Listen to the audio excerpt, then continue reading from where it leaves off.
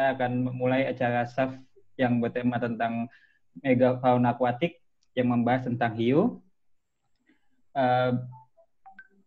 Yang akan dibawakan oleh Kakak Rani ya dari WWF. Berikut saya akan sedikit menerangkan susunan acara hari ini. Silahkan Prof. Oping. Oke, kita mulai di jam 1 kayaknya. Kalau di jam saya ini sudah lewat 4 menit. Kita akan mulai dengan pendahuluan. Lalu pengarahan sebelum acara, arahan moderator, pemaparan materi yang kurang lebih sekitar 35 menit, dan lalu sesi tanya jawab, dan ada giveaway goodie bag. Wah, ini saya baru dapat info nih. MC baru dapat info, kebetulan tetap ada bagi-bagi goodie ternyata. Lalu asik. Lalu setelah itu penutup. Oke, next. Ada yang ditampilkan lagi, Kak? Nggak ada, Kak. Oh, sudah baik. Dan pada sesi SAF kali ini, selain pembicara kita, yaitu Kak Rani Yuneni, ada juga moderator kita yang tidak kalah terkenalnya di sesi untuk konservasi, yaitu Kakak Halter, yang akan menjadi moderator. Untuk mempersingkat waktu agar kegiatan ini cepat berlangsung, saya serahkan kepada Kakak Halter sebagai moderator. Terima kasih. Terima kasih Kakak Faris buat waktunya. Selamat siang untuk kita semua yang Indonesia Barat dan selamat sore untuk kita yang di Indonesia Timur. Semoga kita dalam keadaan yang sehat dan tidak kurang apapun. Ya, baik. Terima kasih buat Mas Faris. Kita akan memulai kegiatan kita pada sore atau siang hari ini. Beberapa poin yang catat dari materi yang diberikan. Hari ini kita akan belajar dari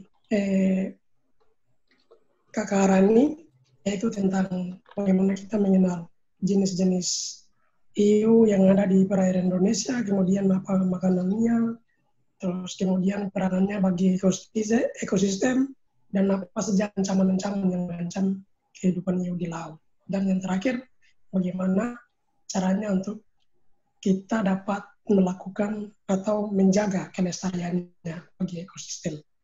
Nah, kemudian untuk mempersingkat waktu, materi yang akan dibawakan oleh Kakak Rani sendiri kurang lebih 35 menit dan sesi tanya jawabnya 30 menit. Oleh sebab itu, untuk mempersingkat waktu, langsung saja saya berikan kepada Kakak Rani dari WWF untuk menyampaikan materinya bagi kita semua di sore ataupun siang hari ini. Terima kasih. Oke, terima kasih atas waktunya teman-teman yang sudah gabung.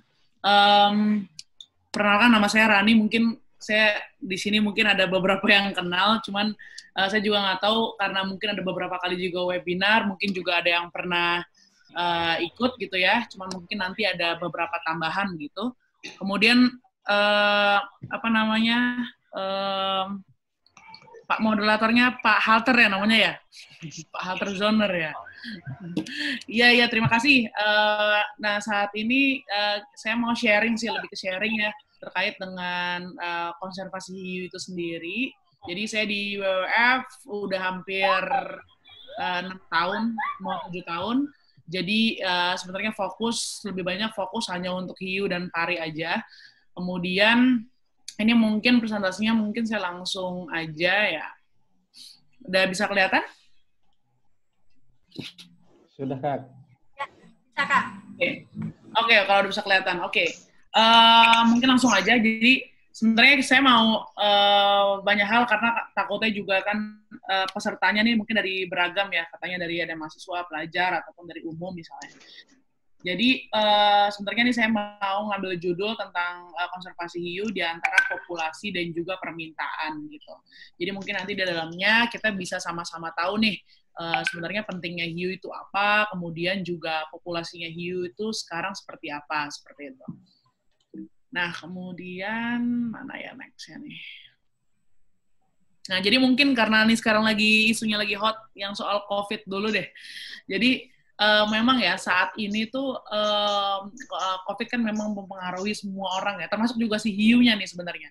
Jadi contohnya adalah ada lokasi-lokasi yang merupakan target hiu gitu ya, dalam arti penangkapan itu adalah target penangkapan sehingga itu ada di Tanjung, di Lombok, dan juga mungkin ada juga di Muncar gitu, di Banyuwangi. Jadi memang di sana itu memang sangat-sangat terpengaruh juga karena eksportirnya ini sebenarnya mereka masih bisa ngelaut, mereka masih bisa menangkap hiu, cuman memang dari segi ekspornya itu tidak diperbolehkan karena banyak juga lokasi-lokasi yang memang tidak mau membeli hiu lagi gitu ya, even dari Indonesia juga. Kemudian memang targetnya adalah kebanyakan ke Cina, ke Hong Kong, ke Singapura gitu. Jadi memang drop banget gitu dari segi ekspor yang saat ini dilakukan di Indonesia ke luar negeri. Nah, jadi kemudian tapi sebenarnya kita juga lihat apakah sebenarnya dengan berita itu misalnya bahwa populasi hiu tetap harusnya kan kalau misalnya nggak ada nggak ada ekspor, kemudian nggak ada penangkapan, wah ternyata nih hiunya nih mungkin masih oke gitu di laut. Nah, tapi kenyataannya adalah juga masih ditemukan seperti ada illegal untuk pengeksporan hiu. Salah satunya adalah nih contohnya di Hong Kong. Jadi sekitar ada 26 ton shark fin-nya aja yang berasal dari Ekuador yang datang ke Hong Kong untuk dikirim gitu ke Hong Kong. Nah, kemudian kalau kita lihat, memang sebenarnya kalau di Hong Kong sendiri, itu sebenarnya bukan dilarang ya, bukan dilarang, tapi ada lebih ke dia nggak punya license atau nggak punya izin gitu ya, sehingga si eksportir ini juga dapat hukuman gitu 10 tahun di penjara gitu, dan juga ada denda. Seperti itu. Dan ini sebenarnya lebih ke membuktikan bahwa ya sebenarnya illegal ekspor juga tetap bisa dilakukan walaupun harganya dan lain-lain itu tetap tinggi gitu. Jadi tetap masih bisa disimpan ataupun digunakan untuk hal yang lain. Seperti itu. Nah, hal lain juga mungkin teman-teman juga pernah dengar nih yang soal ABK, kapal yang sempat dilarung di laut kayak gitu kan. Itu kan sebenarnya dari penangkapan tuna sebenarnya. Jadi mereka tuh nangkap tuna sebenarnya, tapi sebenarnya bycatch-nya juga banyak hiu. Jadi kalau dilihat di sini bahwa ada 16 tuh yang di kotak merah itu, ada 16 kotak yang mengandung hiu, mengandung sirip hiu ya, shark fin. Jadi ini pun sebenarnya juga kita lihat bahwa spesies-spesies yang ditangkap itu juga ada beberapa yang sudah terancam punah ataupun sudah diatur pengelolaannya di regional ataupun di Indonesia itu sendiri. Kayak gitu. Jadi dan ini kita nggak pernah tahu ya, ini si 16 box ini sebenarnya dari tangkapan bycatch tuna itu sebenarnya ke arah mana? Apakah ke Indonesia, atau ke Hong Kong, atau kemana, kita kan nggak tahu, kayak gitu. Nah, coba kalau kita balik lagi ke Indonesia sendiri. Nah, Indonesia sendiri sebenarnya sampai 2019, dari data FAO, itu memang masih banget Indonesia menjadi nomor 1 untuk ekspor. Tapi sebenarnya data yang dikumpulkan adalah maksudnya masih nggak terupdate gitu. Mungkin kita sekarang masih lihat kalau reportnya FAO ya Indonesia masih nomor 1, yaitu adalah negara pengekspor terbesar gitu ya, produksi terbesar untuk si hiu gitu di dunia gitu. Jadi sekitar menyumbang sekitar 13% dari tangkapan dunia kayak gitu. Nah, sebenarnya kalau kita lihat, mungkin kalau dilihat dari lihat kayak hiu pari gitu kan. Nah, sebenarnya tuh Indonesia sendiri kita tuh nggak semuanya dilindungin untuk hiu. Jadi yang hiu itu yang dilindungin penuh adalah hiu paus. Tentunya nih saya yakin banyak juga di Papua Barat ya, kayak di Cendrawasih juga ada. Terus juga mungkin di lokasi-lokasi lain di Papua dan Papua Barat gitu. Kemudian yang dilindungi penuh adalah ini aja dan juga parimanta. Mungkin parimanta juga banyak kan di Raja Ampat gitu. Nah, yang sebenarnya hiu-hiu yang lain yang sudah masuk ke CITES, sebenarnya CITES ini adalah kayak konvensi di mana Indonesia menjadi anggotanya, kemudian ya hiu yang masuk itu menjadi daftar appendix gitu, yang kemudian nanti akan dikelola di Indonesia. Nah, ini adalah hiu-hiunya yang lain dan pari yang pengelolaannya itu terbatas, dalam arti ya tidak dilindungi penuh gitu, mungkin masih bisa dimanfaatkan di lokal, kemudian tidak boleh diekspor misalnya contohnya. Jadi pengelolaannya tuh kalau misalnya di hiu paus, itu dilindungin penuh sama parimanta. Udah, kamu nggak boleh makan, kamu nggak boleh bunuh, kamu nggak boleh jual gitu kan ya. Tapi kalau yang lain itu perlindungannya masih terbatas. Dalam arti belum full protection kayak gitu. Nah ini dia hiu-hiunya mungkin kalau pernah kenal mungkin ada, kalau di Papua mungkin ada juga di di hiu martil, kayak itu juga banyak, terus hiu paus tentunya, terus silky shark juga mungkin ada gitu, dan mungkin hiu yang lain juga ada di lokasi di seluruh Indonesia kayak gitu. Nah ini adalah sebenarnya kayak perjalanan kayak hiu itu yang dilindungin tuh yang mana aja gitu ya, bukan dilindungin ya, tapi dikelola gitu, dikelola ataupun dilindungi secara penuh itu dari tahun 2012 sampai 2020 hingga sekarang, kayak gitu. Tunggu, saya keluarin dulu WhatsApp-nya, ini berisik.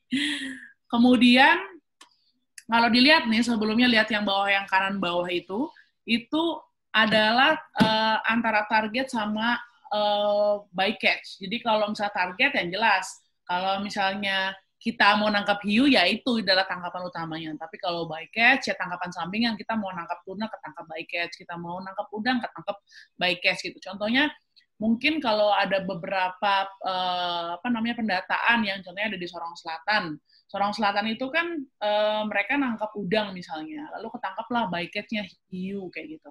Itu juga sering terjadi, juga ada di Teluk Bintuni juga nangkapnya ikan congge nih misalnya, ketangkapnya hiu martil kayak gitu. Itu yang bycatch malah lebih banyak, sekitar 72% dibandingin yang target seperti itu.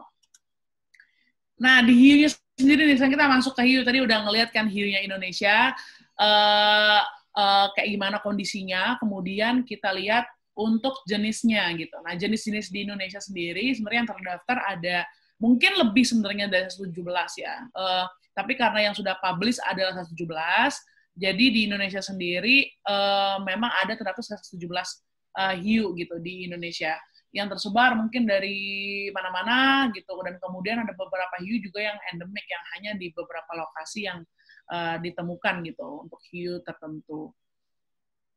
Nah mungkin saya juga banyak juga nih yang kayak butuh informasi juga ketika kita sebenarnya apa sih, walaupun kayak sebenarnya mudah, tapi kadang-kadang orang suka agak tricky juga untuk membedakan antara hiu dan pari. Kayak oke, hiu dan pari itu bedanya apa ya gitu.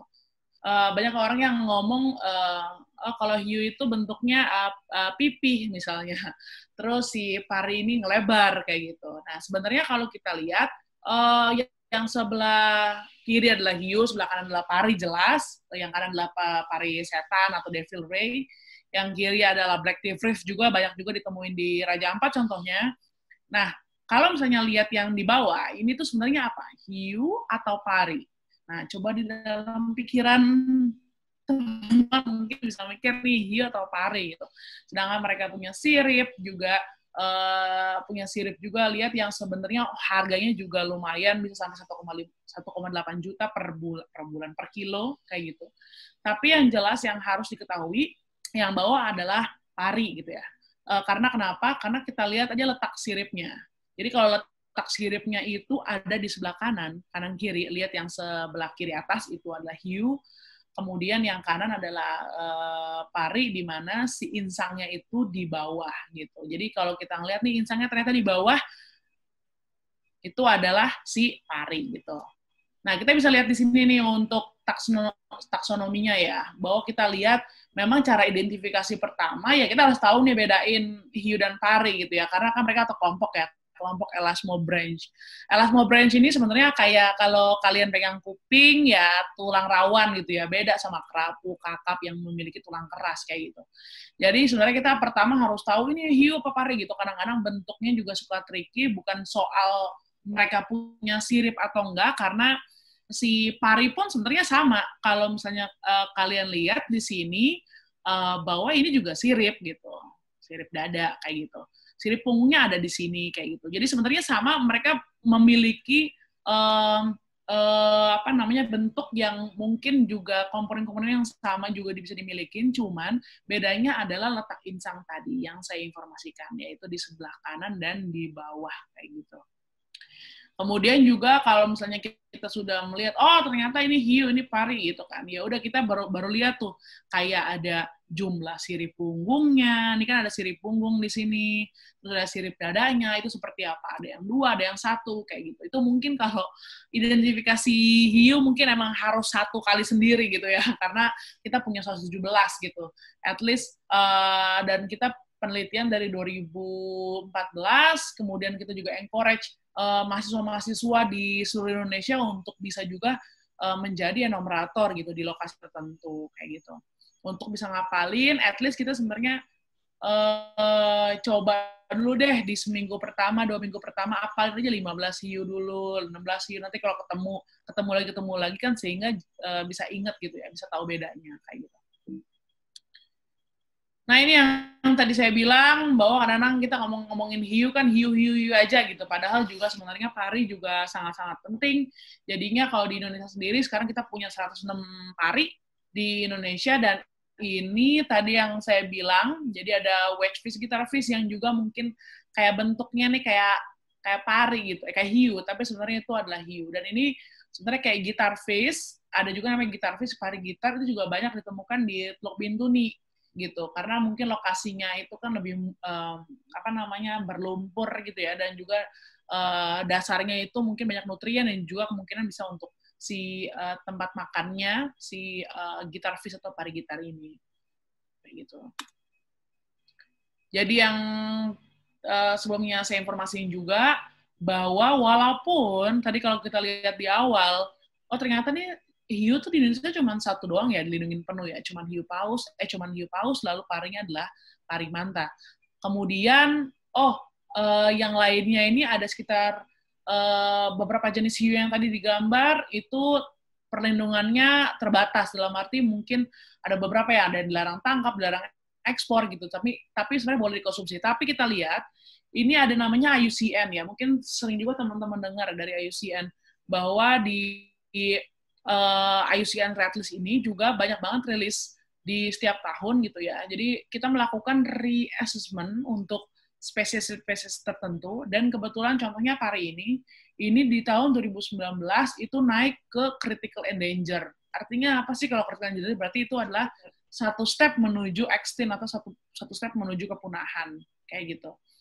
Kalau kita lihat lagi, jadi ini adalah listnya IUCN yang sebelah kanan, critical endanger, vulnerable, near threatened, least concern, itu adalah status dari IUCN ya. Sementara kalau dari 507 spesies di dunia, kita punya 117, kemudian ternyata banyak banget nih hiu pari yang masuk juga ke dalam tahap critical endanger atau endanger gitu ya. Itu berarti habis critical endanger, atasnya itu adalah extinct, punah di alam kayak gitu. Dan kita kan sebenarnya nggak mau juga ya, dalam arti walaupun dalam arti perlindungan hiunya itu belum keseluruhan, tapi kita lihat juga status dari konservasi yang ada di IUCN sebagai dasar sebenarnya, ternyata spesies ini juga terancam punah gitu. Untuk 2019 yang critical endanger ini masih 25 spesies, tapi sebenarnya sekarang udah masuk ke 44 spesies untuk critically endanger seperti itu. Contohnya ini, scallop hammerhead atau hiu martil. Hiu martil ini ada 3 jenis kan, jadi salah satu jenisnya itu juga masuk ke critical endanger. Ini teman-teman bisa lihat di bawah ini, bahwa critical endanger itu sebelah kanannya udah extinct in the wild, atau sudah punah di alam gitu ya. Jadi kalau ngelihat statusnya critical endanger ya udah critical banget gitu, endanger gitu. Critical, terancam yang kritik. Jadi, kalau misalnya ngelihat ini endanger, vulnerable, kayak gitu kan, mungkin juga tetap ya masuk ke dalam red list atau daftar merah, kayak gitu. Tapi kalau udah sampai sini, berarti kan 1 step lagi, gitu. Nah, sebenarnya kita juga mau tahu kenapa sih orang mau makan hiu gitu misalnya. Mungkin kalau local consumption ya mungkin mau makannya makan ikan aja gitu ya, atau mungkin nggak ada makanan lain, atau mungkin misalnya mau nyoba kayak gitu. Tapi sebenarnya kalau dari demand yang paling tinggi adalah ya orang-orang yang mendapatkan impor dari Indonesia, yaitu dipergunakan untuk shark fin soup lebih banyak gitu ya, ataupun menggunakan produk-produk yang lain. Nah, ini adalah kenapa sih orang-orang itu mau makan sirip hiu gitu sebenarnya. Jadi sebenarnya ada egg treasures ya. Jadi kayak 8 harta karun yang membuat orang tuh mau makan barang-barang tertentu gitu. Jadi kalau dilihat bahwa memang itu menimbulkan pride, ada kebanggaan setiap orang makan itu gitu. Jadi ada sekitar nih 8 untuk spesies aneh apalagi sih yang sebenarnya dimakan juga sebenarnya untuk ngelihat ini tadi egg treasures tadi gitu ya, untuk meningkatkan pride dan lain-lain. Jadi ada si cucumber, shark fin, terus juga ekor rusa misalnya, atau pundukan unta, itu udah aneh-aneh banget ya, yang kita sebenarnya kayak nggak makan gitu. Nah, jadi ini yang menjadi juga salah satunya, jadi kebanyakan mungkin negara-negara pengimpor kayak Hong Kong, Taiwan, China, Singapura, yang mungkin juga memang banyak digunakan untuk seperti acara Imlek, nikahan, atau hanya family dinner, kayak gitu. Ya, ini cuma kepercayaan-kepercayaan, jadi kayak misalnya nih, kayak kita juga pernah dapat bahwa di waktu itu pernah ada yang memberikan sharing ini, namanya Pak Aji ini ya. Jadi ini mungkin kayak ketua asosiasi Tionghoa gitu di Indonesia, bahwa memang ini hanya kepercayaan ada beberapa fungsi-fungsi yang sebenarnya juga tidak wajib ya. Itu sebenarnya bukan kayak keharusan gitu, tapi hanya tradisi turun-temurun yang sekarang mungkin kayak di Bali pun contohnya orang Taiwan, orang Hong Kong misalnya datang ke Indonesia lalu makan shark fin, itu sebenarnya bukan anak muda lagi, tapi hanya orang-orang tua ataupun anak muda yang sebenarnya ikut serta orang tuanya aja kayak gitu, yang sebenarnya harusnya sekarang udah kurang relevan lagi terkait dengan makan shark fin ini. Nah, mungkin ini kita langsung kayak sebenarnya apa sih yang bisa kita lakukan sebenarnya ketika populasi bisa terus menurun, kemudian kondisi Indonesia seperti ini untuk pengelolaannya gitu kan. Tapi kita juga bisa support sebenarnya dengan misalnya contohnya salah satunya adalah mengidentifikasi critical habitat. Ini mungkin salah satunya ya, kalau di Papua Barat, di Teluk Bintuni, kayak misalnya kita mencoba untuk melihat apakah nih lokasi ini sebagai habitat penting untuk si hiu kayak gitu. Jadi misalnya contohnya adalah diindikasikan lokasi itu bisa bermacam-macam. Sebenarnya kita bagi dua ya, ada satu lokasi yang mungkin all stage, jadi semua hidupnya itu, tahap hidupnya ada di situ, atau yang kedua yang lebih spesifik adalah selected stage gitu ya. Jadi yang kedua ini biasanya digunakan untuk si hiu, misalnya contohnya di Teluk Bintuni. Di bulan-bulan tertentu itu ada contohnya hiu martil yang memang dia melahirkan itu akan mencari dangkalan kemudian akan merilis anakannya di situ. Nah, ketika itu lokasi yang bisa diidentifikasikan sebagai lokasi misalnya pupping ground atau lokasi untuk perilisan anakan. Yang lain, contohnya di Wakatobi, itu ada juga kita ngeliat nih diving, terus ngeliat ada lokasi ibu-ibu lagi, hiu adult sama anaknya yang kecil-kecil, juvenile, itu juga mungkin bisa sebagai daerah pengasuhan atau nursery ground gitu. Atau mungkin ya memang lokasi untuk migration juga, misalnya kayak beberapa saat, kayak di Bali ataupun di Banda gitu, in some moment kayak hiu martil ataupun hiu tikus lewat, itu hanya untuk lewat aja migration road-nya mereka, rute migrasinya gitu. Jadi itu yang lokasi yang disebut sebagai critical habitat. Mungkin apa nih sebenarnya nanti kita bisa riset di situ misalnya, lalu kita memberikan rekomendasi juga misalnya kayak lokasi ini bulan ini sebenarnya ada lokasi atau bulan-bulan yang penting untuk mereka rilis anakan misalnya. Kemudian di situ ya lokasinya kalau bisa jangan ditangkap dulu di daerah situ gitu, jangan ada perikanan dulu di situ misalnya. Bisa ke lokasi fishing ground yang lain, biarkan mereka beranak dulu gitu ya. Atau beranak dulu, atau pokoknya merilis babynya dulu di lokasi itu dulu, baru nanti dibuka lagi misalnya. Itu pengaturan-pengaturan yang lain gitu. Adapun yang lain, misalnya yang bisa kita lakukan juga adalah membaik, karena tadi kita lihat ada 72% yang tangkapan sebagai tangkapan bycatch gitu ya. Berarti ya memang harus dimitigasi gitu. Nah, ketika dimitigasi ini, ketika dimitigasi ini, kita ngelihat panca inderanya si hiu nih. Jadi kalau di moncongnya itu memang ada namanya ampule of Lorenzini gitu ya. Itu kayak sensor yang sebenarnya hiu itu bisa kayak terganggu dengan elektromagnetik. Jadi ini contohnya mahasiswa juga waktu itu kita pernah membuat fishing gear competition, smart gear competition, dan itu yang juara adalah mahasiswa tingkat akhir dari Brawijaya gitu, yang melihat bahwa adanya namanya electrosol system untuk membuat si hiu itu jauh dari perairan kayak gitu. Jadi kalau ada elektromagnetik, lalu hiunya akan kabur seperti itu. Jadi itu apakah berpengaruh dengan ikan lain? Tentu tidak, karena di ikan lain tuh nggak punya namanya ampule of Lorenzini ini. Si sensor ini hanya dimiliki oleh si hiu saja gitu. Hal yang lain juga yang mungkin bisa dilakukan adalah ya identifikasinya dengan menggunakan tagging misalnya. Bisa menggunakan satelit tagging ataupun akustik tagging begitu. Jadi bisa melihat migrasinya kemana aja nih. Atau misalnya melihat konektivitas.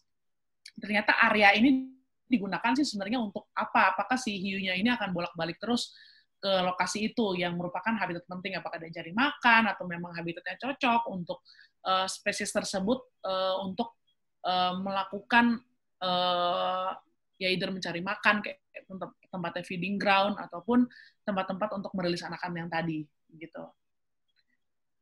Nah, kemudian sebenarnya macam-macam juga, mungkin karena ini juga dari Unipa, saya pikirin juga bagus ketika kita juga bisa berkontribusi secara nasional, jadi nggak cuma ada di lokasi masing-masing aja, contohnya adalah ada ikut simposium misalnya, kita mau ada juga simposium hiu pari di tahun 2021, harusnya tahun ini, cuman karena COVID akhirnya dimundurin jadi tahun depan. Jadi di Februari bisa lihat juga, tinggal gampang banget searching kayak Simposium Hiu dan Pari Indonesia, itu keluar langsung.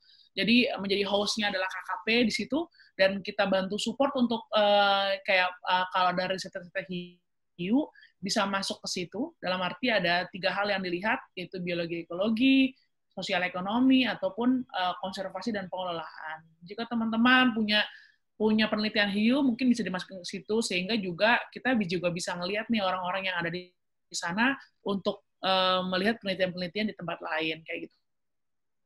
Terus juga yang sebelah kanan itu adalah NDF, jadi ini sebenarnya dokumen yang dipergunakan untuk site test. Tadi yang pertama adalah ketika spesies tertentu itu ada di perdagangan, kemudian kita menggunakan dokumen ini gitu ya, untuk menjadi acuan. Dan ini juga misalnya kayak misalnya teman-teman, saya punya data hiu martil nih misalnya, atau hiu silky shark ini, Falciformes ini kan silky shark, atau Momobula shark. Nah ini Momobula ray, dan ini sebenarnya juga bisa berkontribusi untuk penyusunan dokumen ini gitu. Ini dibuat sama LIPI gitu. Jadi itu sebagai LIPI sebagai scientific authority, kita bisa juga supply datanya ke situ biar penyusunan ini agar pengelolaannya bakal lebih baik kayak gitu. Terus yang tengah tentunya di KKP sendiri juga ada rencana aksi nasional. Jadi di rencana aksi nasional itu sebenarnya kita juga bisa mengacu ke sana. Sebenarnya mereka kayak di buku itu ada strategi-strateginya. Saat ini ada sekitar 9 strategi ya, untuk melihat kira-kira strategi apa sih yang sebenarnya bisa dicapai untuk pengelolaan hiu dan pari di Indonesia. Jadi kalau misalnya mau melakukan kegiatan contohnya atau riset, bisa mendapatkan inspirasi lah dari situ untuk melihat strateginya, sehingga bisa berkontribusi untuk pengelolaan hiu dan pari di nasional kayak gitu.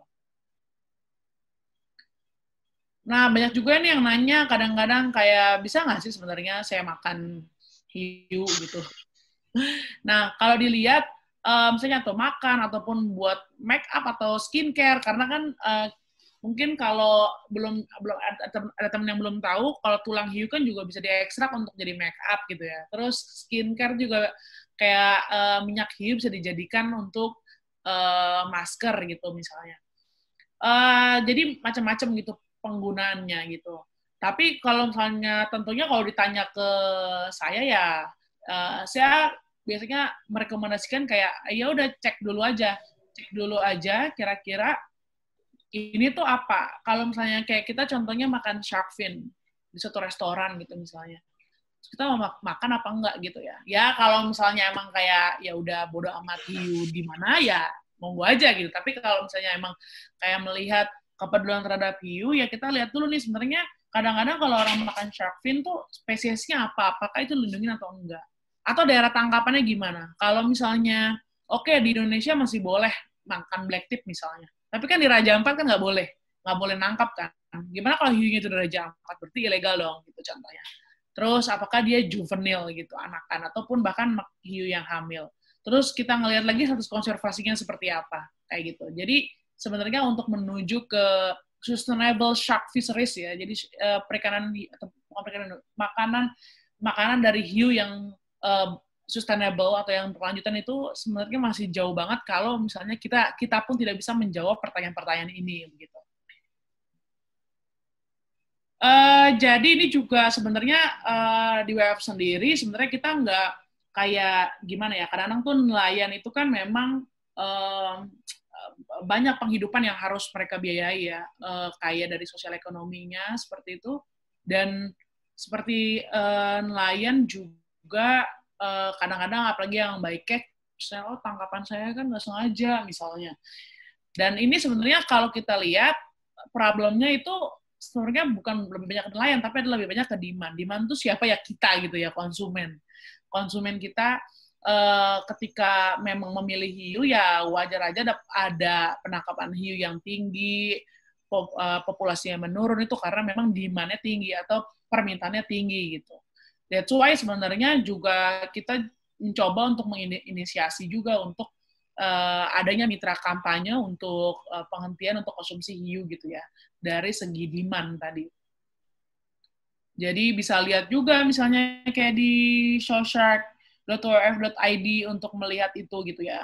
Sebenarnya lebih banyak untuk engage company dan juga kayak restoran gitu. Kayak misalnya restoran contohnya adalah Bandar Jakarta yang terlihat banget ya. Jadi Bandar Jakarta tuh sebelumnya itu sebenarnya menjual hiu tuh banyak banget. Kalau misalnya teman-teman ada yang pernah ke Bandar Jakarta di beberapa lokasi itu dia memang mendisplay kayak ya samalah kayak kita mau bakar ikannya ada di kotak-kotak styrofoam, lalu mau digoreng, mau dimasak apa, saus padang kah, tahu apa. Nah itu hiunya banyak di situ waktu itu. Jadi di Bandar Jakarta ini juga restoran yang cukup besar juga untuk restoran seafood, dan sekarang udah stop untuk menyajikan hiu, di mana mereka memang kayak sadar juga bahwa akan mempengaruhi spesies-spesies yang lain, dan juga sebenarnya juga nggak terlalu ngaruh gitu, karena pendapatan utamanya adalah bukan dari shark fin sebenarnya, kayak gitu. Mungkin dari saya itu aja. Paling terakhir, karena hari Selasa depan itu ada Shark Awareness Day, jadi Shark Awareness Day itu mungkin dirayakan memang kayak hari hiu sedunia lah gitu. Jadi mungkin itu juga ada webinar, kalau memang tertarik, kita juga ada beberapa orang dari KKP gitu ya, untuk bisa ikut serta dalam Shark Day. Kemudian nanti mungkin linknya bisa saya kasih di teman-teman yang ngubungin saya gitu ya. Jadi tanggal 14 Juli itu bakal ada untuk Shark Awareness Day, seperti itu. Mungkin dari saya gitu aja, Pak Moderator. Mungkin kalau ada pertanyaan, monggo. Terima kasih, Kak Rani. Saya catat di sini ada beberapa informasi, tapi banyak sekali informasi terbaru bagaimana lokasi-lokasi hiu, kemudian ada juga keadaan ekspor hiu ke luar negeri, ke China, ke Hong Kong, kemudian berapa banyak jumlah hiu yang diekspor ke sana, ada sekitar 26 ton, ada juga hiu paus yang dilindungi, terus kemudian ada juga beberapa informasi status hiu yang critical endangered, terus kemudian ada juga yang terkait dengan berhubungan dengan budaya orang-orang tertentu. Nah, kemudian sedikit cerita kita di Papua biasanya tahunya dengan sebutan waktu saya dulu kecil, saya tahunya dengan sebutan ikan gorano. Jadi semua hiu saya anggap aja itu ikan gorano.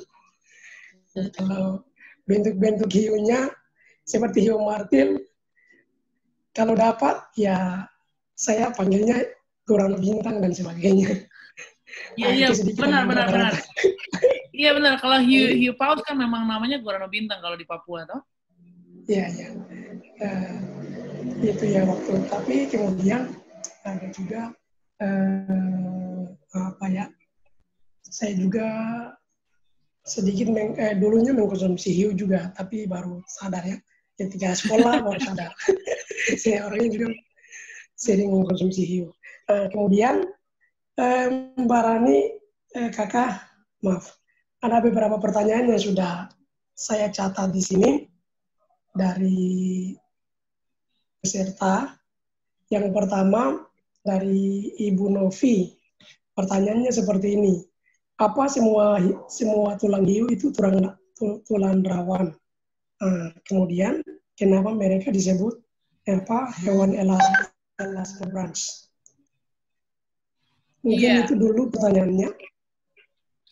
Ya, terima kasih. Ya, memang kalau hiu sama pari memang sudah dikelompokkan menjadi elasmobranch karena ya tulang rawan gitu ya, ikan tulang rawan gitu. Kenapa dikasih nama elasmobranch? Ya itu memang sudah dari sananya gitu ya. Kalau misalnya itu karena kan dari fish base gitu ya. Biasanya kalau kita ngeliat pengelompokannya, memang dari taksonominya memang sudah ada pembagian ikan gitu. Tapi yang jelas saya rasa kalau penamaan elasmobranch ya namanya elasmobranch aja gitu, sama kayak kenapa ikan kerapu dikasih nama ikan kerapu gitu, atau jadi sebenarnya mungkin lebih kayak hiu dan pari masuk ke dalam elasmobranch atau ikan tulang rawan kayak gitu. Oke, baik, terima kasih buat jawabannya Kak Rani. Ya. Kemudian ada juga dari Ibu Fitri. Tadi Kak Rani sampaikan bahwa ada hiu yang dilindungi sebagian. Ya. Maksudnya gimana? Terus, bukankah semua jenis hiu telah dilindungi di Indonesia? Bagaimana tanggapannya dari Kak Rani sendiri? Oke, jadi mungkin emang saya konfirmasi lagi ya, bahwa memang hiu ini di Indonesia belum dilindungin. Jadi mungkin saya buka slide yang tadi ya, nih untuk spesies ini aja sebenarnya yang ada pengelolaannya gitu ya. Jadi sebenarnya adalah dilindungin penuh itu dalam arti dilindungin penuh adalah ya nggak boleh diapain, jadi nggak boleh ditangkap, nggak boleh dimakan, nggak boleh diperjualbelikan ya, seperti hiu paus dan parimanta tadi gitu ya. Kemudian hiu yang lain adalah macam-macam, ada yang dilarang ekspor, kayak juga ada contohnya hiu tikus juga di beberapa lokasi tidak dilarang tangkap misalnya. Jadi dari Indonesia sendiri memang belum dilindungin semua hiu gitu. Jadi memang hiunya itu ada yang dilindungin penuh dan juga ada yang dilindungin terbatas. Makanya balik lagi ya, kita mungkin enak kalau misalnya kayak penyu gitu kan, enak dilindungin penuh kan. Jadi ya semua yang kalau yang ada yang nangkap penyu ya tetap nggak boleh gitu kan, apapun gitu jenisnya. Tapi kalau hiu nih kayak perjalanan masih panjang gitu kan ibaratnya. Jadi dari 117 kita hanya berapa? 1, 2, 3, 4, 5, 6, 7, 8. Cuma 8 hiu misalnya. 9 hiu yang udah masuk ke dalam appendix tadi, dalam CITES, kemudian diadopsi oleh Indonesia hanya beberapa gitu ya, untuk dilakukan perlindungan. Ini perjalanannya kayak ngelihat si hiu ini, untuk perjalanan hiunya, untuk pengelolaannya. Makanya tadi kita lihat, balik lagi ke status ini, makanya yang menjadi patokan untuk kita sebenarnya adalah tadi salah satunya adalah IUCN, bahwa kita ngelihat bahwa populasi-populasi tertentu ya emang udah reduce nih, udah nurun populasinya kayak gitu. Jadi memang banyak banget yang harus kita lakukan dan juga kita buktikan sebenarnya, karena ini kan sebenarnya adalah status global ya, status global. Yang dimana memang makanya penelitian-penelitian di Indonesia sendiri, di area tertentu gitu ya, itu juga sangat-sangat diperlukan untuk melihat populasinya di Indonesia itu sendiri, kayak gitu. Karena balik lagi, selain populasinya, makanya tadi judulnya tuh kan between population and demand. Kadang-kadang tuh kenapa kita melihat bahwa populasinya ini udah turun banget, tapi karena balik lagi adalah permintaannya masih tinggi dan nelayan-nelayan kita ini ya masih memegang hiunya itu sebagai pendapatan utama bagi mereka begitu. Seperti itu, Bu siapa tadi ya? Ibu Fitri. Bu Fitri, iya. Terima kasih Kak Rani untuk jawabannya. Ya. Kemudian informasi saja, jika ada peserta yang ingin bertanya secara langsung dipersilakan. Terus kemudian ada lagi pertanyaan dari Bapak Sinus Keroman. Di Indonesia 13% ekspor ke luar negeri. Kira-kira jenis hiu apa yang diekspor ke luar negeri? Ya,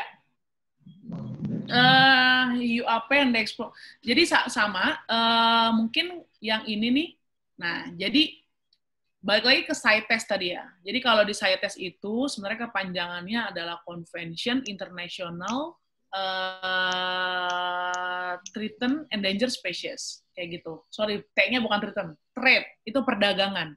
Jadi Convention International Trade Endangered Species. Jadi sebenarnya adalah konvensi di mana banyak banget negara menjadi anggotanya untuk melihat perdagangan untuk spesies-spesies yang terancam, endangered species gitu ya.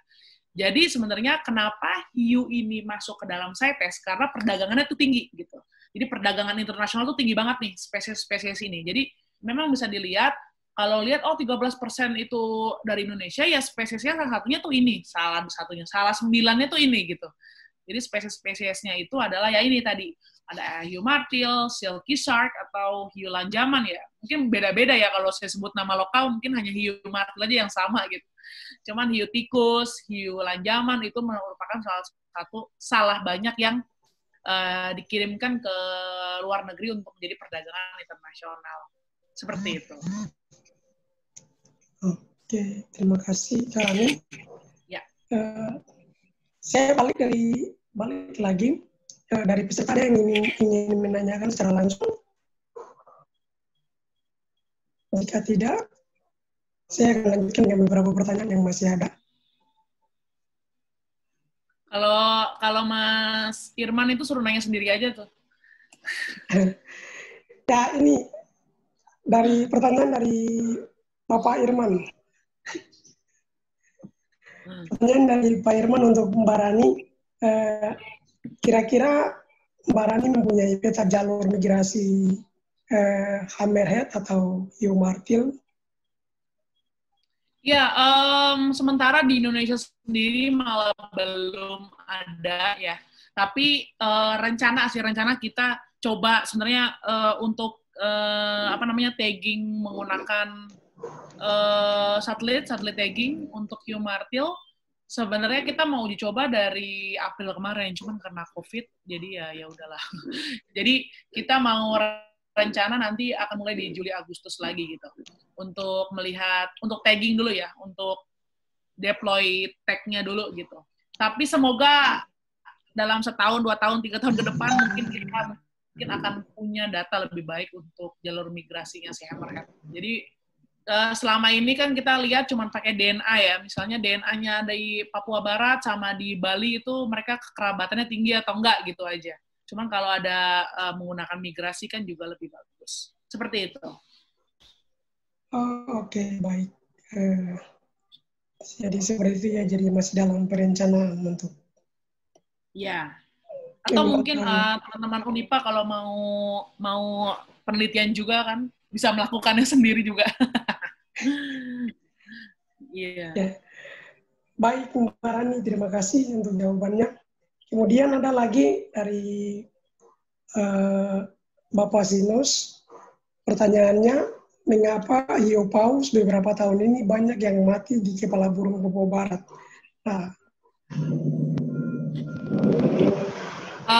pertanyaan sangat-sangat bagus, Pak Sinus. Kalau udah saya bilang pertanyaan sangat bagus, berarti saya mungkin nggak bisa jawab. Jadi macam-macam sih. Kalau misalnya hiu paus ya, kadang-kadang kita juga ngelihat banyak hal gitu ya. Kalau misalnya kan hiu paus itu kan kayak lebih terdampar gitu ya, lebih terdampar. Jadi mungkin sama juga kayak mamalia laut ataupun mungkin kayak turtle misalnya yang tiba-tiba mereka mati terus udah di darat gitu misalnya. Kemungkinan bisa banyak gitu, bisa memang dia sudah mati di perairan, contohnya salah satunya bisa bycatch misalnya. Dia misalnya ketangkep bycatch atau tangkapan sampingan pakai jaring misalnya. Kemudian kan dia memang harus ke permukaan untuk cari makan misalnya. Terus dia kesangkut, terus dia nggak bisa berenang, kemudian dia nggak bisa bernafas, kemudian ya mati misalnya. Ketika itu mungkin nelayannya mungkin karena itu perlindungan penuh, akhirnya dia lepas, akhirnya terdampar, misalnya salah satunya. Itu dari bycatch juga bisa. Kemudian hal lain juga mungkin juga ada beberapa informasi kayak, ini mungkin general ya, mungkin nggak cuma di hiu paus, kayak di mamalia laut, kayak mungkin teman-teman di WWF juga ada beberapa juga, saya pikir teman-teman kayak dokter hewan, yang tergabung dalam Flying Vet itu di Papua Barat juga ada, Bu Ana namanya kalau nggak salah. Itu juga sebenarnya kayak melihat mengambil isi perutnya misalnya. Dia tuh makan apa misalnya, bisa juga. Kayak makan apa, ternyata kayak, saya nggak ngomongin hiu paus juga, kayak contohnya kayak paus terdampar di Wakatobi, ternyata isi dari perutnya itu ada sampah misalnya. Jadi banyak banget kemungkinan-kemungkinan yang membuat si hiu ya, ataupun spesies laut lain itu bisa mati gitu. Apalagi kalau hiu paus yang besar yang terdampar kayak gitu. Itu pasti mungkin ada dari perutnya, dari makannya atau penyakitnya, ataupun tadi saya bilang dari bycatch-nya sendiri gitu. Mungkin dia kayak nggak bisa kemana-mana karena kan emang hiu itu kan hidup itu harus gerak kan. Jadinya mungkin tersangkut kemudian mati, kemudian terdampar sampai mati juga kayak gitu. Cuman kalau spesifik di kepala burung, saya pikir di Papua Barat sebenarnya juga mungkin ada beberapa juga kok di tempat lain kayak di selatan Jogja misalnya, ataupun di Purbolinggo itu juga pernah ada yang mati kayak gitu. Jadi memang kalau ngelihat di sosial media, di grup-grup itu kan suka ada yang mati juga kan. Jadi faktornya tuh sangat-sangat banyak gitu. Ya mungkin memang kita harus analisis tersendiri gitu. Begitu Pak Sinus Kroman, terima kasih. Terima kasih Mbak Rani buat pertanyaannya. Jadi ada banyak faktor yang mempengaruhinya sehingga dia bisa mati, jadi kita tidak bisa menganalisis. Kemudian ada lagi Mbak Rani dari Ibu Kesi. Apakah semua hiu berbahaya atau hanya jenis-jenis tertentu saja? Kemudian pertanyaan berikutnya, apakah jenis hiu yang berbahaya itu ada juga di perairan Papua? Oke. Sementara ya mungkin kalau kita bisa tanya juga ke orang-orang yang sudah bekerja tentang hiu lebih dari saya gitu ya. Maksudnya kalau dari saya sendiri kan berarti kalau saya kayak penelitian riset hiu itu kan baru 7 tahun lah ya. 8 tahun lah. Kita bilang 8 tahun. 8 tahun mulai riset dulu. Saya juga pernah lihat hiu juga. Waktu itu saya pernah diving di Misol waktu itu. Kemudian saya pikir kayaknya kalau dari 2013 sampai sekarang itu sebenarnya baru 1 kali jujur aja ada nelayan yang pernah bilang bahwa digigit sama hiu gitu. Digigit sama hiu itu hiu macan kayak gitu. Tapi pun digigitnya pun kecil karena saya nggak tahu juga, si nelayannya itu juga bilang itu hiu macan apakah spesies itu benar atau enggak, tapi yang jelas dia ada luka bekas sedikit gitu ya dari hiu macan itu. Tapi kalau memang dilihat sebenarnya hiu itu cenderung sebenarnya menghindar ketika ada manusia. Itu sebenarnya mungkin basic behavior hiu atau behavior spesies-spesies laut yang sebenarnya kalau kita deketin tuh mereka tuh cenderung terganggu, akhirnya pergi gitu kan. Jadi mungkin memang kita juga kayak diving contohnya, ataupun mungkin snorkeling kayak gitu kan, memang yang kita takutin adalah adanya habituasi atau perubahan perilaku gitulah dari si hiunya. Kemungkinan itu bisa dua gitu. Bisa dia nyerang ke kita karena dia mungkin kaget, kita kaget, dia kaget misalnya. Atau dia bahkan pergi gitu. Misalnya kita mau nyelam di lokasi ini, mau ngeliat hiu banget nih. Ternyata nggak ketemu. Itu karena mungkin dia terganggu misalnya. Karena habituasi tadi kayak gitu. Tapi untuk sehingga saat ini, yang mungkin ada hiu yang kayak mungkin di film-film itu, Great White Shark, kebetulan itu hiu nggak ada di Indonesia, misalnya Indonesia tuh bukan habitatnya, jadi hanya baru 2 kali tertangkap di Lombok, Great White Tip, mungkin kayak dia lewat ketangkap sama nelayan kita, kemudian yang mungkin agak serem gitu ya, agak-agak serem sedikit, itu kalau nelayan yang kita pernah riset di lokasi-lokasinya adalah tiger shark tadi kayak gitu, tapi kemungkinan tergigit itu hanya 0,0 sekian persen ya kalau di Indonesia ya. Jadi saat ini sih balik lagi belum ada informasi kayak manusia nih meninggal karena hiu di Indonesia, itu belum ada kayak gitu. Kalau di Papua, jenis hiu berbahaya di Papua kayaknya malah nggak ada nggak sih? Jadi karena kebanyakan mungkin di sana kan black tip reef gitu juga ya paling banyak gitu kan, kadang-kadang bahkan ada juga kayaknya pernah ada video yang kayak orang ngasih makan di pinggir gitu kan. Atau kan berenang-berenang yang gampang banget itu, dan itu belum ada juga report. Kita kan melihat dari report juga ya, kayak gitu. Jadi sebenarnya adalah kita menghindari tadi habituasi, ada perubahan perilaku gitu. Jangan sampai dia itu either pergi menjauh ataupun menyerang kita balik gitu. Jadi cenderung menghindar gitu sebenarnya. Gitu. Terima kasih Mbak Rani. Jadi hiu sebenarnya tidak jahat ya. Sebenarnya tidak jahat. Iya, betul. Tidak jahat, tangkap sebenarnya hiu tidak jahat. Ya, baik, tapi saya juga masih buah ini kalau ketika ketemu hiu. Sudah pernah ketemu hiu? Saya sering ketemu di laut. Hiu bintang salah satunya saya juga sudah pernah ketemu. Oh, gitu. Ya. Oke. Kemudian ada lagi nih Mbak Rani pertanyaan dari Ibu Desi Karani, apa yang akan terjadi kalau hiu punah dari laut kita? Bagaimana kalau hiu menyerang manusia? Apa yang akan terjadi kalau hiu punah dari laut kita? Apa yang terjadi jika hiu punah di perairan kita? Iya. Tentunya sebenarnya adalah karena hiu ini sebenarnya kan memang dia lebih lama juga ya. Maksudnya itu hewan yang udah kayak lama juga kayak dari zaman dinosaurus sebenarnya gitu. Kemudian sebenarnya kalau kita ngeliat hiunya sendiri, perannya sendiri ya, hiu dan pare kan juga bermacam-macam gitu ya. Tapi sebenarnya utamanya adalah untuk sebenarnya pengendalian ekosistem gitu ya. Mengendalikan ekosistem. Kemudian ada juga yang kalau misalnya teman-teman ada juga buku tinjauan status populasi hiu yang dibuat sama Pak Fahmi dan Pak Darmadi, ahli hiu di Indonesia, bahwa memang cenderung hiu itu adalah spesies yang makan ikan yang sakit sebenarnya. Jadi makanya kenapa hiu tuh sering ketangkap bycatch, sebenarnya dia tuh sebenarnya ngincer ikan yang ada di pancing gitu sebenarnya. Kayak kita nangkep tuna kita tuh kadang-kadang udah hilang gitu setengah. Jadi hiu ini sebenarnya juga beberapa hiu juga mager sebenarnya, kayak hanya mau lihat ngeliat ikan yang lemah gitu, ikan yang sakit, nah dia tuh makan gitu. Nah dari situ juga kita melihat bahwa ya hiu ini sebenarnya menyisakan ikan-ikan yang sehat gitu di perairan. Itu yang pertama. Ketika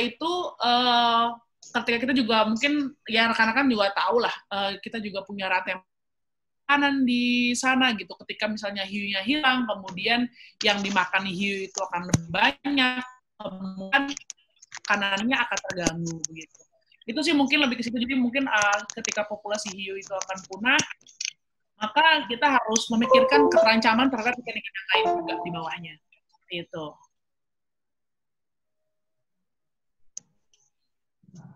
Terima kasih Mbak Rani atas pertanyaannya. Saya harap apa yang disampaikan oleh Mbak Rani dari setiap jawaban yang sudah disampaikan dapat diterima baik oleh peserta. Kemudian ada lagi Mbak Rani dari pertanyaannya dari Cesar. Saya pernah membaca artikel dan juga nonton National Geographic. Benarkah pernyataan ini? Jika hiu tidak berenang atau berhenti berenang, walaupun masih di dalam air, maka ia akan mati. Itu sepenuhnya benar atau tidak? Kemudian mengenai bycatch, pada saat tidak disengaja tangkap, apakah ada case yang nelayannya menangkap hiunya atau mereka lepaskan? Mungkin boleh dijelaskan? Ya, terima kasih. Ya, betul. Betul sekali, Bu Fitri lagi nih kayaknya. Atau Bu Fitri yang berbeda ini? Sama ya? Iya, betul.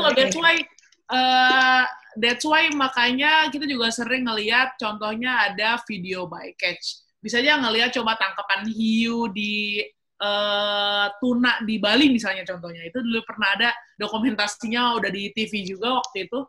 Jadi mereka ini kan banyak juga nih nangkap tuna. Kemudian nangkap tuna, ketangkap hiu. Nah, ketangkap hiu itu karena di kapal kepalanya penuh. Dia tahu nih, hiu ini sebenarnya kan dibandingin daging tuna. Daging tuna kan harganya mahal banget. Nah, daging tuna itu kan lebih mahal ketika dia ketangkap hiu, nggak sengaja, dia hanya mengambil siripnya aja. Gitu. Nah, ketika mengambil siripnya aja, lalu badannya dibuang. Karena palkanya penuh kan, gitu. Daripada saya ambil badan hiu, lebih baik saya penuhin menggunakan badannya tuna gitu. Nah, ketika si hiunya itu dilepas dengan tanpa sirip, ya nggak bisa ngapa-ngapain gitu. Jadi sebenarnya kita bisa lihat bahwa si hiu ini memang membutuhkan banget si sirip ya, even dia untuk tidur gitu. Jadi di mana memang dia butuh bernafas ketika itu ya dia tetap terus berenang terus untuk bisa hidup. Makanya dia membutuhkan sirip-siripnya juga. Terus kemudian mengenai bycatch ya tadi ya? Iya. Apakah ada case nelayan menangkap hiu atau mereka lepaskan?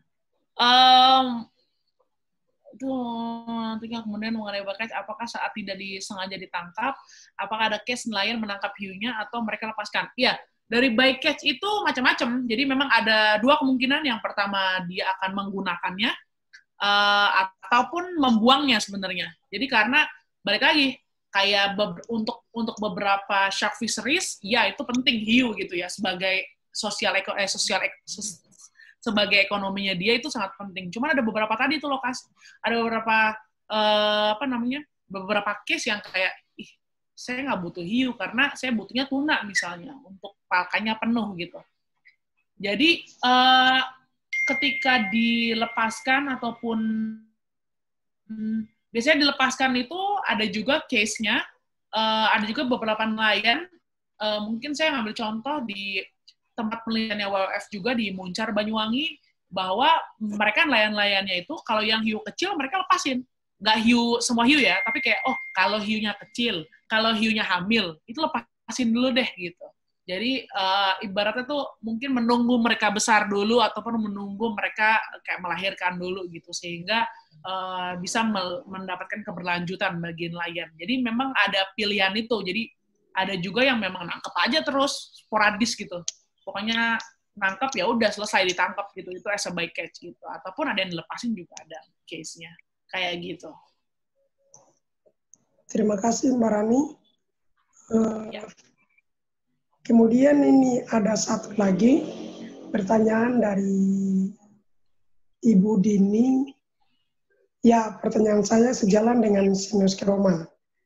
CITES itu implementasinya sejauh mana terhadap langkah pemerintah secara nasional? Karena setahu saya, ujung-ujungnya di lapangan yang berlaku adalah legislasi nasional dan di Indonesia hanya sejauh ratifikasi. Bagaimana tanggapan Mbak Rani soal ini? Iya, betul, Bu Dini. Mungkin ini pertanyaan cocok sebenarnya nanti kalau hari Selasa, ya rekan-rekan punya waktu.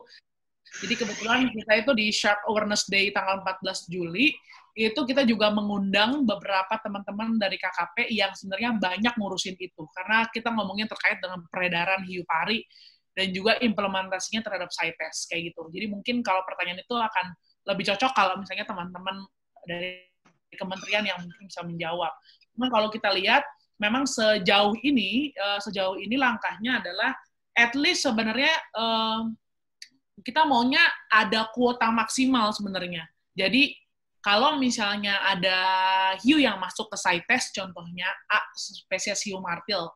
Nah, hiu martil ini kan harusnya ada pengelolaan tertentu ya. Kalau cuma dilarang ekspor doang, berarti populasi di Indonesia itu sebenarnya masih dilakukan tetap gitu ya, karena masih pemanfaatan lokal kayak gitu.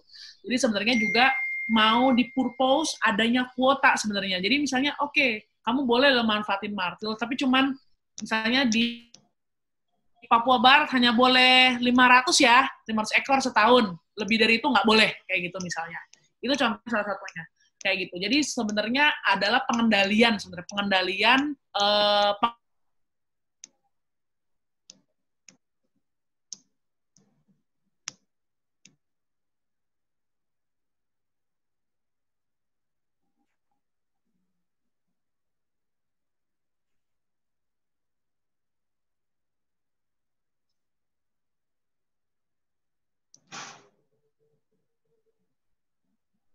Halo, Marani.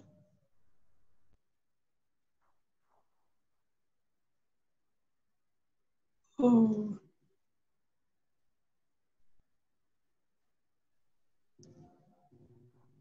nampaknya Marani keluar kan? Iya, nampaknya Marani keluar dari Zoom. jaringan siapa yang? Jaringan aku ya? Iya, Mbak. Tadi sempat putus.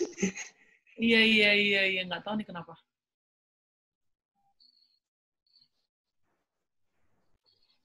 Oke, sudah. Kita lanjutkan ya.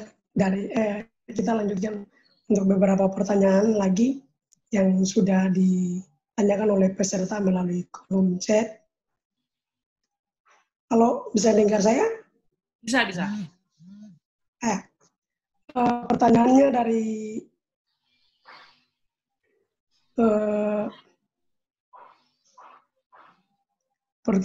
dari Saudara Rona Layatanoi. Pertanyaannya seperti ini, Mbak Rani. Kira-kira apa sanksi tertentu dari tindakan mengkonsumsi atau menangkap hiu dan pari secara sengaja dan tidak sengaja? Lebih bertanya kepada tindakan yang diambil ketika seseorang atau mungkin seseorang menangkap hiu atau pari. Apa sanksinya? Ulang pertanyaannya, saya putus-putus. Pertanyaannya, kira-kira apa sanksi tertentu atau hukuman dari tindakan seseorang mungkin mengkonsumsi atau menangkap hiu dan pari secara sengaja dan tidak sengaja? Apakah ada tindakan sanksi hukuman? Iya, balik lagi ke spesiesnya ya. Untuk saat ini di Indonesia, ya kalau mengacu ke peraturan, ya hanya spesies aja yang kalau dilindungin penuh. Kalau dilindungin penuh, baru mungkin ada peraturannya, dia denda sekian, kayak gitu. Itu ada, tapi untuk spesies yang dilindungin penuh, kayak gitu. Sementara yang sekarang untuk spesies yang belum ada perlindungannya, ya sementara belum ada, kayak gitu. Baik. Kemudian ada lagi pertanyaan dari Ibu Desi. Pertanyaannya, apakah ada pergerakan dari industri tuna kaleng di Indonesia untuk lebih ramah hiu dengan labeling begitu? Ataukah tuna kaleng kita kebanyakan impor dari luar negeri? Depannya apa, sorry? Depannya nggak jelas suaranya. Pertanyaannya, apakah ada pergerakan dari industri tuna kaleng di Indonesia untuk lebih ramah hiu dengan labeling begitu, ataukah tuna kaleng kita kebanyakan impor dari luar negeri, Mbak Rani. Bagaimana tanggapannya?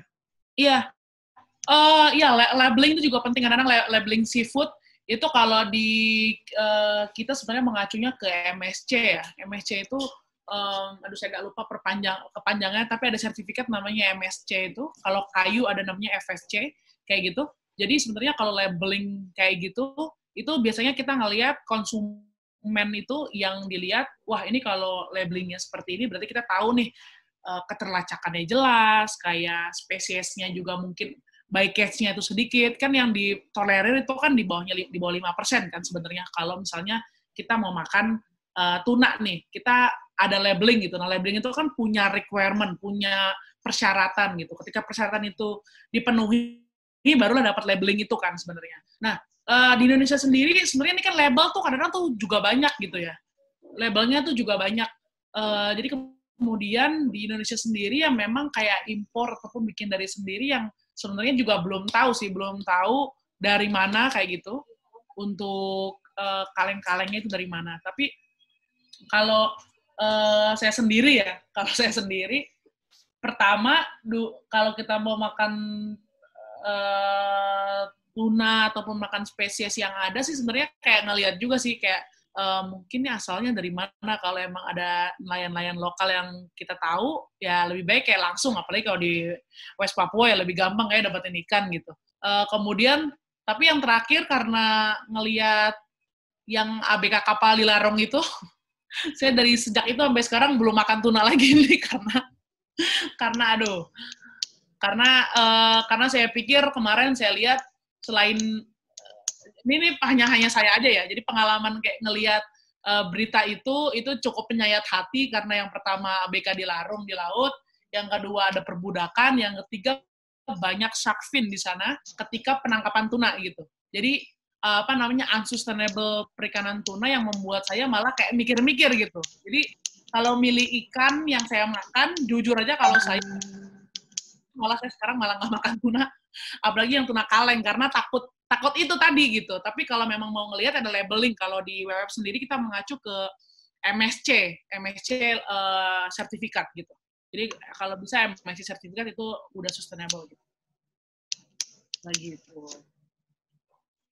Oke, baik Mbak Rani buat jawabannya. Kemudian waktu kita untuk sesi tanya jawab sisa 15 menit lagi. Kami dari Panitia telah menyediakan hadiah. Tapi hadiahnya ini khusus untuk peserta atau adik-adik. Jadi tidak berlaku untuk staf kantor. Jadi hadiahnya akan diberikan kepada adik-adik yang saat sore hari ini turut berpartisipasi mengikuti kegiatan webinar tentang SAFIO. Jadi bagi adik-adik yang saat ini sedang mengikuti lewat akun kakak atau mungkin mama, bapak, bisa mengajukan, jika punya pertanyaan, bisa ajukan pertanyaan, karena hadiahnya ada 1 buah tumbler air panas dan 1 buah goodie. Saya nggak boleh nih. untuk narasumber pasti. Nanti kami siapkan. Nggak, bercanda. Jadi bisa bertanya secara langsung, secara formal kepada narasumber juga bisa, atau mungkin lewat chat juga bisa. Nanti saya pantau di akun, saya pantau di kolom chat.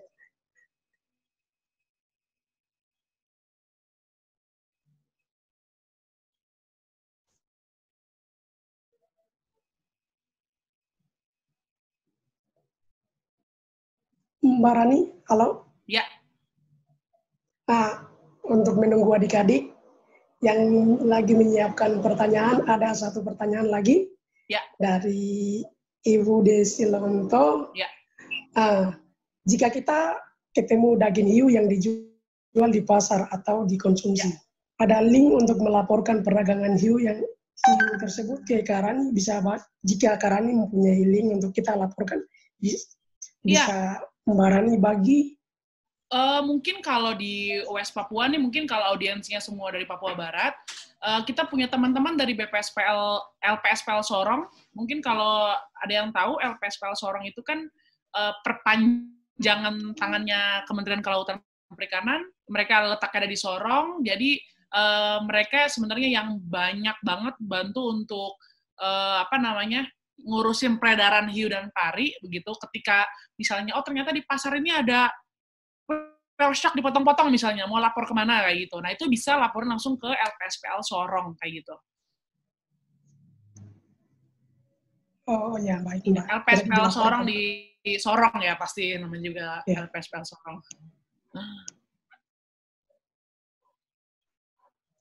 Ya, ditunggu pertanyaannya. Adakah adik-adik yang ingin bertanya? Hadiahnya ini loh. Bisa kedengaran? Tunggu. Ya, bisa. Silakan. Oke. Ada ya? Saya mau bertanya. Jadi hiu itu sebenarnya melahirkan dan dia bertelur atau bagaimana? Sebenarnya hiu itu melahirkan atau bertelur melahirkan. Mungkin Kak Reni bisa menjelaskan bertelur dia punya bagaimana, kemudian melahirkan bertelur itu bagaimana, sama bertelur itu bagaimana. Tadi saya sudah mulai. Iya, seperti itu. Kemudian, satu lagi Kak. Kemudian, apakah semua jenis hiu, kalau tidak salah itu, pada saat mereka masih di dalam kandungan ibunya, mereka akan saling memangsa. Nah, jadi apakah semua jenis hiu begitu atau tidak? Terima kasih. Ya. Ini pertanyaannya yang buat dikompetisiin ya? Ya, tadi siapa yang bertanya ya? Saya belum sebutkan nama dan... Oh, nama saya ini Elisa. Elisa. Ya. Pertanyaannya bagus. Jadi kita balik lagi ke spesies apa dulu tertentu. Jadi kalau misalnya teman-teman mau ngecek spesiesnya apa, kemudian apa, nanti aku bisa share kalau mau ada namanya field guide hiu di situ. Jadi field guide itu adalah kita bisa identifikasi spesies di situ. Terus yang kedua kita tahu nih dia itu sebenarnya bertelur, beranak atau bertelur beranak gitu kan. Sebenarnya itu tergantung spesies. Jadi ada 3 itu ya. Makanya tadi mungkin pertanyaannya mungkin memang tergantung dari spesies apa dulu gitu. Tapi memang ada juga memang hiu yang memang melahirkan, yang jelas dia kayak menaruh telur di beberapa lokasi gitu ya, untuk menjadi habitat penting. Kadang-kadang juga ada nih habitat-habitat atau lokasi-lokasi yang memang tempat untuk meletakkan telur gitu, misalnya untuk si hiunya kayak gitu. Kemudian juga betul banget tadi pernyataan soal makan-memakan itu, karena makanya itu sebenarnya kan hiu itu predator. Nah, insting predasinya ini sudah dimulai ketika dia dalam perut sebenarnya. Jadi ketika dia bertelur, dia melahirkan dalam perut, kemudian ya dia makan tuh saudara-saudaranya gitu. Jadi saudara-saudaranya dimakan, kemudian itu kemudian dirilis dalam di perutnya itu gitu ya. Dimana itu memang kayak anaknya yang paling kuat lah tanda kutip gitu ya dikeluarkan. Lalu kayak jumlah anakan juga bermacam-macam, kayak mungkin hiu martil bisa sampai 14, bisa sampai 15, ada juga yang mungkin hiu tertentu yang bisa cuman 2 ekor, 3 ekor gitu. Jadi memang karena kita ini punya diverse banget untuk spesies hiu, ada yang hiu pelagik, ada yang hiu endemik, ada yang near endemik kayak gitu. Jadi mungkin balik lagi ke spesies apa. Dan aku mau banget kalau misalnya emang kalian, misalnya kayak teman-teman punya forum untuk sharing, kita bisa kasih yang field guide itu. Sebenarnya dibuat sama Pak Fahmi dan Pak Darmadi, balik lagi ke ahli hiu Indonesia, bareng sama White et al. Gitu ya. Itu dari Australia gitu. Jadi bisa dilihat, oh saya mau tahu nih spesies hiu martil itu dia apa nih, kita bisa lihat. Kayak gitu. Itu nanti linknya bisa tinggal di-download aja. Kayak gitu. Terima kasih, Kak. Iya, sama-sama. Maaf, tadi dari peserta yang bertanya bisa sebutkan nama dan kelas berapa jika sudah masih sekolah. Kabur kah dia? Itu kabur. Kakak, aku boleh tanya nggak? Aku rame-rame nih. Corona tidak boleh dekat-dekat. Iya. Kemudian masih ada waktu bagi peserta yang ingin bertanya secara langsung, dipersilakan untuk bertanya kepada narasumber kita pada saat sore hari ini. Karena di kolom chat saya cek hampir semua pertanyaan sudah dijawab.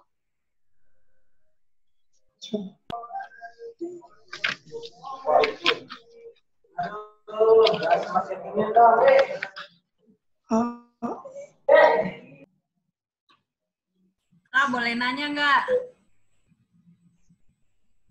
Boleh dong.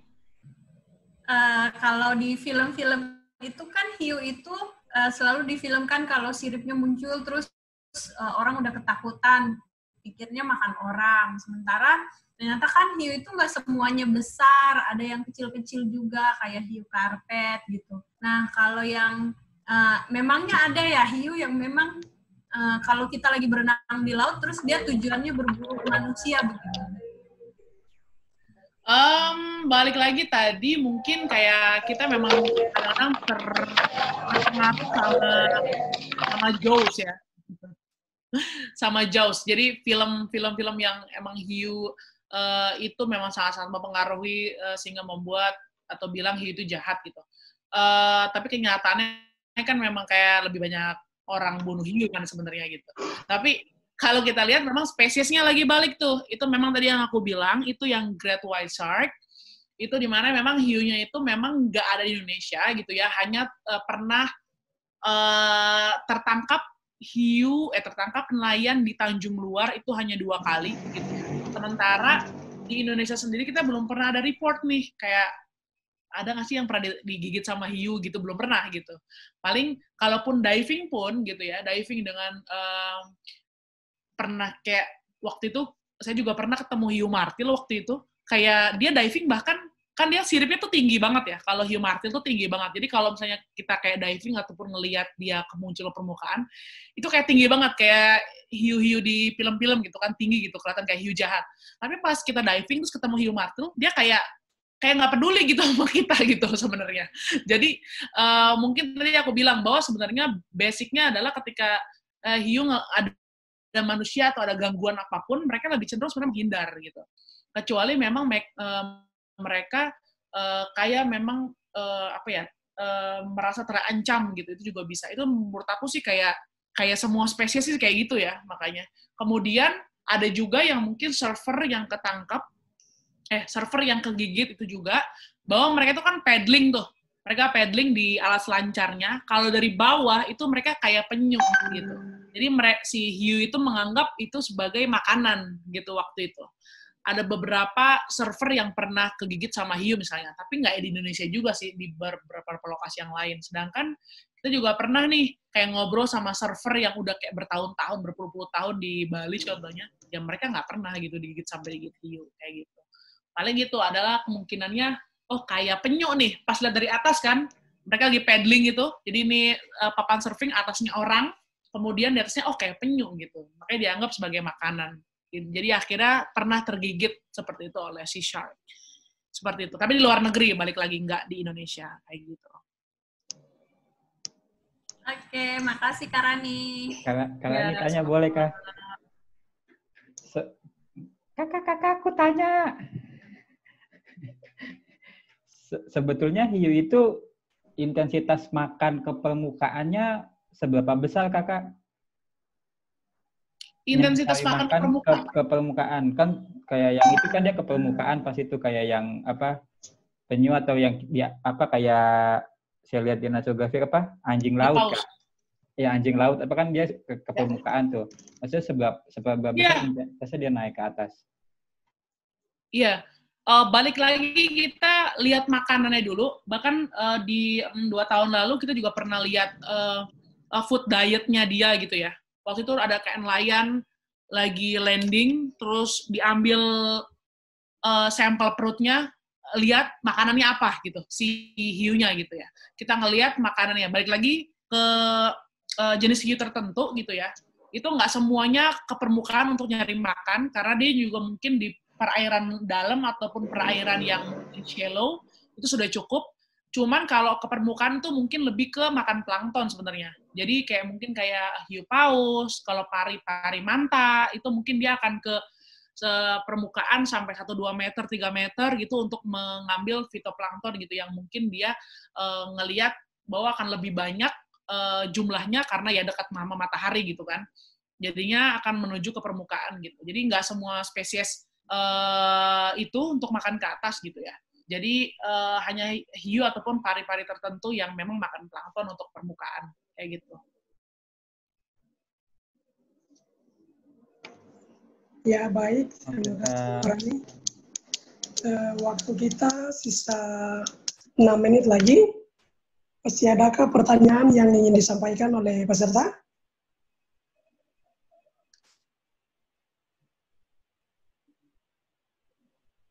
Ini moderatornya diam apa atau apa ya? Iya. Oh iya. Kemarin bisa dengar. Iya, bisa baru sekarang ya. Ya, saya lagi arahkan untuk bagi para peserta yang ingin bertanya lagi, dipersilakan karena waktu kita tinggal 6 menit. Kakak, saya mau tanya. Nama siapa? Sebut nama, kelas berapa, sudah kerja atau masih sekolah? Itu masih ada pucuk kah? Nama Nafa kelas 1 SMA. Karena nih saya mau bertanya, apakah hiu bisa tidur kah? Karena saya lihat paus bisa tidur. Itu saja. Iya, yang jelas kalau paus kan dia setengah tidur ya. Jadi kadang-kadang kalau ngelihat matanya tuh begini, terus dia tidurnya miring gini kan, kalau paus gitu. Tapi kalau hiu beda ya, karena dia kan ikan tuh, jadi melek. Jadi tuh tidur tuh melek gitu loh. Jadi emang karena kan dia nggak punya kelopak gitu kan. Kalau ngelihat ada ikan juga, ikan karang tuh, kalau misalnya ngelihat, ya dia diem tidur gitu. Cuman matanya tetap melek karena ikan gitu kan. Dia nggak punya kelopak gitu. Cuman tetap kalau tidur harus tetap gerak. Makanya tadi ada juga pertanyaan sebelumnya kayak, kok harus ada ini ya, harus ada sirip gitu. Sirip itu penting banget karena mereka untuk berenang. Karena di saat berenang mereka bernapas dan juga mereka juga tidur harus menggunakan sirip kayak gitu. Jadi tetap berenang sebenarnya kayak gitu. Oke, terima kasih. Terima kasih. Emang beneran satu SMA ini? Iya ya, bener ya? Iya. SMA bener kah? Hah? Iya. Satu SMA Iya, bener kan? Ya. Tidak. Satu SMA bener ini? Iya, Oh iya. kelas 1 SMA baru kelas 1. Baru mendaftar Kakak Rani, dia baru lulus SMP, masuk di Oh, enak dong, nggak usah sekolah kan corona. banyak anak-anak. Makasih banyak. Iya. Kasih, Ya. tapi ini namanya Fitrianti Pakiding atau kakaknya ini ya, yang namanya Mbak Fitri? Kan mama tua. Mama tuanya. Mama tua. Oh, mama tua loh, aku bilangnya kakak loh. Mantap. Makasih. Iya. Ya, terima kasih buat Nafa. Jadi Nafa berhak mendapatkan satu buah tumbler panas. Ditunggu hadiahnya nanti penelitian ke rumah. Saya terdapat kah? Masih ada 3 menit terakhir. 1 menit untuk pertanyaan.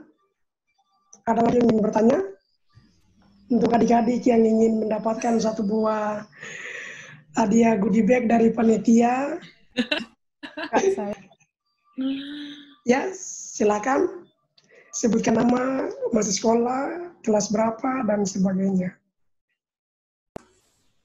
Izin saya boleh nggak? Silakan. Oke. Halo Kak Rani, saya Aulia nih dari Sumatera Utara. Tadi mau nanya, pertanyaan udah di chat, cuman ada yang jawab hitam putih. Jadi pertanyaannya itu warna wetsuit yang berpengaruh untuk memancing predator itu apa aja, dan baiknya warna apa yang kita pakai gitu. Sementara ya, jadi ada juga kalau misalnya saya nggak rekomendasian, tapi biasanya nih ada juga nih saya kasih informasi, hiu itu kadang-kadang kulitnya dipakai itu untuk jadi wetsuit biasanya. ada juga yang kayak gitu, orang kayak wetsuit-nya itu warna abu-abu gitu ya. Jadi kayak ini temennya gitu. Tapi sebenarnya kita pasti tentunya tidak akan merekomendasikan kulit hiu ya untuk jadiin wetsuit gitu. Cuman saya pikir kayak sementara untuk warna-warna yang tidak terlalu mencolok akan lebih baik. Kayak misalnya kayak warna hitam, biru dongker, ya seperti wetsuit pada umumnya sih aman gitu ya. Maksudnya tidak akan membuat kayak membuat shock di mata. Walaupun memang semua spesies ya, hiu kayak penyu kayak itu kan mereka nggak kayak kita nih, kayak nggak bisa ngeliat semua warna. Contohnya kayak penyu nih, penyu kan bisa ngeliat cuma warna hijau gitu lebih banyak. Jadi setiap mata itu, setiap spesies itu juga beda.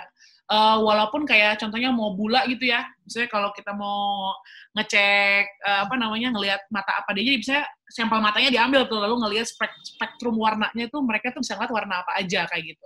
Tapi menurutku mungkin tentunya pasti ada riset-riset yang sudah pernah ada ya, spektrum matanya si hiu tertentu itu apa gitu.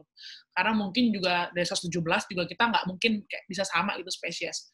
Tapi yang jelas warna yang menurut aku netral dan tidak terlalu mencolok akan lebih baik. Jadinya ya kita tergantung ya, kalau saya nyelam memang kita mau menikmati si hiunya, tidak tidak mencoba untuk mengganggunya, ya tetap ya dengan pakaian lengkap. Kalau kita suka bilang nyelam itu jangan nyelam kolor gitu ya, celana pendek gitu kalau nyelam sama hiu terutama gitu ya. Kita sering bilang kalau kamu nyelam kolor saja gitu, karena cuma pakai kaos sama celana pendek karena mungkin panas gitu. Jadi memang kalau nyelam hiu kita memang harus lengkap. Yang kedua, warna tidak terlalu mencolok. Yang ketiga, hindari sebenarnya barang-barang berkilauan gitu. Mungkin kalau emang bawa pisaunya emang dimasukin, pisau nyelam ya. Jadi jangan terlalu berkilauan, atau mungkin mau pakai emas di dalam gitu, jangan dulu. Yang keempat, terakhir adalah kita harus menjaga jarak minimal 3 meter untuk menyelam dengan biota laut ya, hiu, pari, dan lain-lain. Menurut aku sih 4 cara itu bisa membuat semuanya aman gitu. Tapi kalau misalnya mau beli wetsuit pink juga nggak masalah ya. Cuma kalau hiu mungkin warnanya agak netral lebih bagus. Begitu. Wah, makasih banyak Kak Rani. Ya, sama-sama. Ya, terima kasih buat siapa adik Aulia ya, kelas 13. Kalau tidak salah.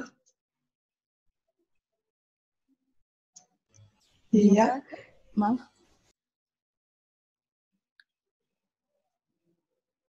Oh, maaf adik Aulia ya. Saya yang salah sebut. Dan kemudian ya waktu untuk sesi tanya jawab telah habis. Kita sekarang sudah berada pada pukul 14.31.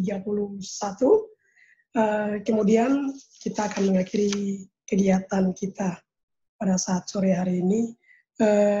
Mungkin dari Kak Rani sendiri bisa memberikan closing statement tentang kegiatan hari ini. Statement? Ya, closing statement buat kegiatan materi yang sudah disampaikan hari ini mengenai hiu. Ya. Saya pikir kalau misalnya kita ngomongin hiu, itu memang kayak banyak banget ya yang hal kita mau tahu lebih jauh ya. Karena sementara kita juga, kayak saya juga sangat-sangat masih belajar untuk semua spesies hiu. Dan memang saya pikir kalau misalnya, walaupun di Indonesia sendiri ya, balik lagi Indonesia sendiri memang belum mengakomodir gitu ya untuk perlindungan hiu secara penuh gitu. Untuk semua spesies, saya pikir kita harus melihat lagi gitu ya. Apakah kita memang benar-benar masih perlu kayak mengkonsumsi hiu gitu ya. Kalau misalnya ada ikan lain yang bisa dikonsumsi gitu ya, kita lebih baik menggunakan ikan yang lain kayak gitu. Sementara memang beberapa ataupun banyak spesies, bahkan lebih dari 50% spesies hiu di Indonesia memang sudah terancam punah gitu menurut data IUCN. Jadi ya mungkin kalau saya pikir kalau yang orang ikut di sini mungkin memang harusnya lebih aware, pasti ya, lebih aware terkait dengan konservasi hiu pari ataupun megafauna yang lain. Saya pikir ini juga teman-teman juga bisa kayak men-sharing ilmu ini ke lebih banyak orang lagi kayak gitu.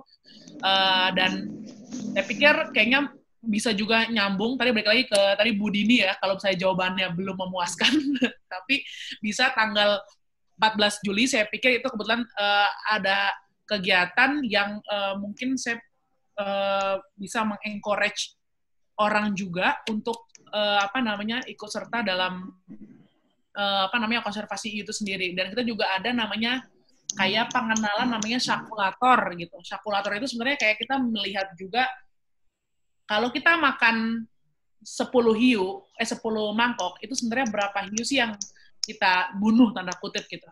Ataupun kita kalau ngajak orang untuk tidak makan hiu sekian jumlahnya, itu sebenarnya kita bisa menyelamatkan berapa hiu sih di lautan kayak gitu. Itu juga termasuk salah satunya. Jadi mungkin kalau yang belum puas ataupun jawabannya mungkin butuh lebih banyak lagi, mungkin bisa ikut di Shark Awareness Day tanggal 14 kayak gitu. Gitu aja. Saya juga apresiasi juga ke teman-teman Unipa nih, karena maksudnya ini acaranya bagus dan teman-teman rekan-rekan panitia juga oke, dan termasuk juga moderatornya juga mantap. Andalan. Terima kasih. Memang suaranya serak-serak seksi gitu atau memang lagi sakit atau gimana ini? Kakak Lani. Suaranya sudah seperti ini sudah. Kakak Lani. Itu suara moderator selektor Anda semua sudah mengakui. Apa sengaja diserak-serakin gitu karena Kakak Lani apa kabar? Sudah dari semuanya seperti itu. Oh, sudah sananya. Suara bagus berarti nih. Moderator. Pintar menyanyi nih memang. Main sedikit mungkin. Moderator izin. Ya. Ada kemarin Pak Mark Edman sempat kirimkan beberapa foto-foto waktu beliau ikut Shark Expedition di New Zealand. Boleh saya share beberapa foto yang beliau bagikan ke kita? Silakan Ibu Novi di-share. Ada di mana ya? Yolo. Tunggu. Kemudian saya tambahkan sedikit lagi. Ya, silakan Kak. Kemudian untuk yang tadi buat tadi Aulia ya bisa chat alamat karena Adik berhasil memenangkan satu buah goodie bag, jadi chat alamat lengkap biar kita bisa packing nanti setelah kegiatan, kita bisa packing hadiahnya dan kita kirimkan. Mungkin itu dari saya. Silakan dilanjutkan ke Ibu Novi.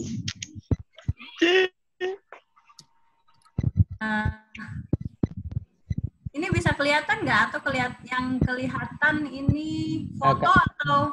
Kasih gede Kak, itu file explorer. Kasih gede boleh?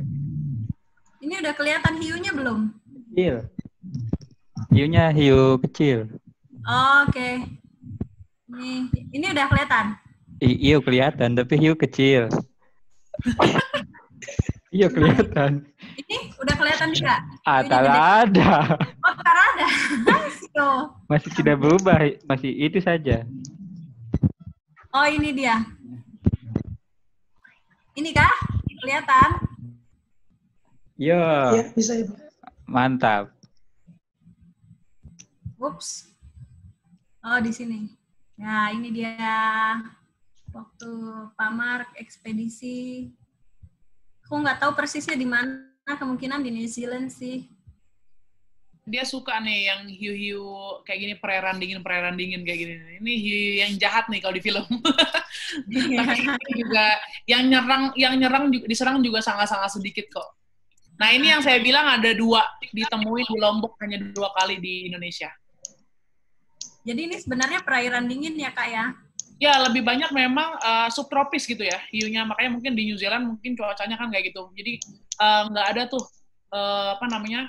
hiu ini yang masuk ke dalam Indonesia gitu, perairan Indonesia, kecuali mungkin mereka mungkin ya ke perairan hangat bisa mencari makan, bisa kayak mereka cuma nyari perairan hangat untuk merilis baby misalnya, contohnya ya. Jadi macam-macam, tapi ini hiu-hiu subtropis biasanya kayak gitu. Ini emang kulitnya gini atau luka-luka karena mereka bertanding atau apa ini? Ya itu kayaknya I don't know, something happen kayaknya dia harusnya. Karena kan kalau hiu itu kan memang kalau kawin kan nyakitin kan sama satu sama lain kan. Jadi bisa digigit siripnya gitu. Jadi biasanya yang punya luka banyak-banyak itu bisa macam-macam ya. Ini betina apa jantan ini? betina kayaknya ya. Nggak ada klaspernya nih kayaknya. Terus ke belakang dikit. Nah, ini kan betina nih kayaknya nih. Nggak ada, kan dia punya, ada namanya klasper tuh. Klasper tuh kayak penis tapi 2 gitu ya. Nah, ini kalau nggak ada berarti dia betina. Nah, biasanya betina yang kadang-kadang ada luka-luka ya macam-macam ya. Bisa juga kena propeller kapal juga bisa. Tapi bisa juga karena kawin karena kawin kan mereka saling nyakitin gitu ibaratnya. Gitu. Oke, itu aja, Kak. Ya, mantap. Kalau begitu saya ada call lagi soalnya jam 15.45. Oke, Ya. sip. Makasih Kakak boleh banyak. foto Terima bersama kasih dulu. semuanya. Sampai jumpa. Kakak ini boleh foto bersama dulu, Kak. Oh, boleh. Kasih nyala video dulu boleh. Kakak-kakak yang jauh-jauh nih. Kasih nyala video dulu. Wah, ada main Mobile Legends nih. 1, 2, senyum. 1, 2, 3. Oke.